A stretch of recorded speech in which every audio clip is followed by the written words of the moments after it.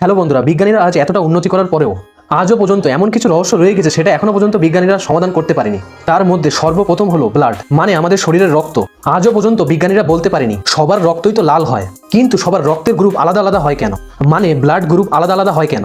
কারো কারো এ পজিটিভ, কারো কারো বি পজিটিভ, আবার কারো কারো এ বি পজিটিভ, আবার কারো কারো এ বি নেগেটিভ, আবার কারো ও নেগেটিভ।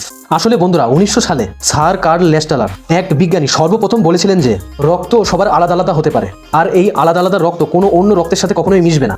মানে বন্ধুরা, যার শরীরে এ পজিটিভ রক্ত দরকার তার শরীরে এ পজিটিভ রক্তই লাগবে, আর যার শরীরে বি পজিটিভ রক্ত লাগবে তার শরীরে বি পজিটিভ রক্তই লাগবে।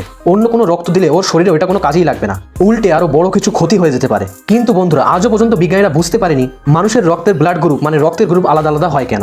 এইটা আজও পর্যন্ত রহস্যই রয়ে গেছে, কেউ এটা সমাধান করতে পারেনি। আশা করি সবাই বুঝতে পেরেছেন।